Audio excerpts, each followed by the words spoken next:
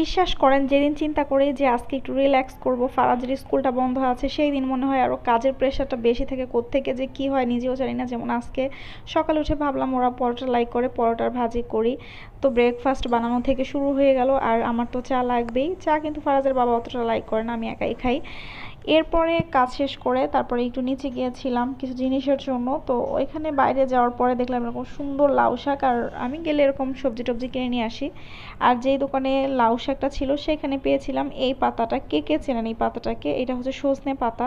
এটা কিন্তু খুবই উপকারী একটা পাতা। আপনার এই পাতাটাকে আমি এরকম ছিঁড়ে তারপর শুকিয়ে এটাকে আমি গুঁড়ো করে রেখে দিব। এরপর এটা কিন্তু বিভিন্ন কাজে আপনারা ইউজ করতে পারবেন, খেতে পারবেন, প্লাস হচ্ছে স্কিনেও লাগাতে পারবেন।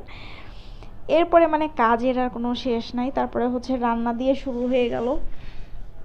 চিকেনটা আসলে আমার বাসায় ম্যাক্সিমাম ডেই থাকে, কারণ ফারাজের বাবা বেশি একটা মাছ খেতে পছন্দ করে। এটা দেখালাম হচ্ছে মশলার আমার যে চামচটা ছিল সেটা ভেঙে গেছে, যেহেতু মশলার ডিপে ছিল ওই চামচটার মধ্যে আটকাই ছিল, আমি টান দিলাম আর ভেঙে গেছে। যাই হোক, তো আমার বাসায় ম্যাক্সিমাম ডে থাকে। আর চিকেনটা আমি এক এক দিন এক একভাবে রান্না করতে বেশি লাইক করি, কারণ মানে একইভাবে খেতে খেতে ভালো লাগে না।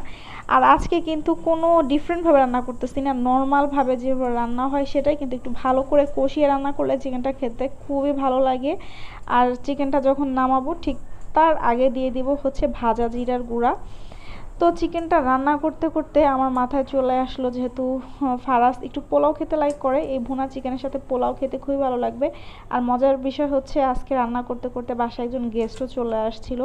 তো সেজন্য আমার ভালোই লাগছিল যে আসলে গেস্ট আসবে জানতাম না, কিন্তু যখন মানে রান্নাটা ভালো হয় আর বাসায় একজন গেস্ট চলে আসে তখন কিন্তু শান্তি লাগে। মানে গেস্টের জন্য আলাদা করে কিছু করতে হয় না। তো যাই হোক, এখানে আমার অলমোস্ট রান্না প্রায় শেষ। মানে চিকেন আর আর ভিডিও করাটা আমার জন্য ইদানিং একটু ডিফিকাল্ট হয়ে যাচ্ছে। আমি দেখতেই পাচ্ছেন যে মানে লং ভিডিওগুলো করতে পারছিলাম না। তো হঠাৎ করেই চারিদিকে একটু মেঘ জমেছিল, বৃষ্টি হবে। তো আমি বাইরে থেকে কিছু কাপড় আনতে গেলাম, যে কিছু কাপড় একটু ছাদে দেওয়া ছিল সেগুলো নিয়ে আসতে গেছিলাম। এরপরে আমার রান্না এখানে প্রায় শেষ। আমি চিকেনটাকে আর একটু কষিয়ে রান্না করব এবং নামানোর আগে দেবো ভাজা জিরার গুঁড়া, আর হচ্ছে এখানে পোলাওটাও দমে দিয়ে দিচ্ছিলাম। তো মোটামুটি রান্না একটা ভেজালও আছে।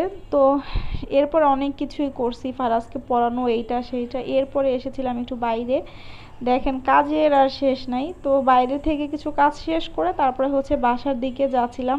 তো রিক্সায় বসে একটু ভিডিও করছিলাম। লং ভিডিও কেমন লাগলো অবশ্যই কমেন্ট করে জানাবেন এবং পাশে থাকবেন। কিছু জানতে চাইলে অবশ্যই কমেন্ট করবেন যে কোনো ধরনের ইনফরমেশনের জন্য। এই তো আজকের এই পর্যন্তই ছিল ভ্লগটি। থ্যাংক ইউ সো মাচ পাশে থাকার জন্য।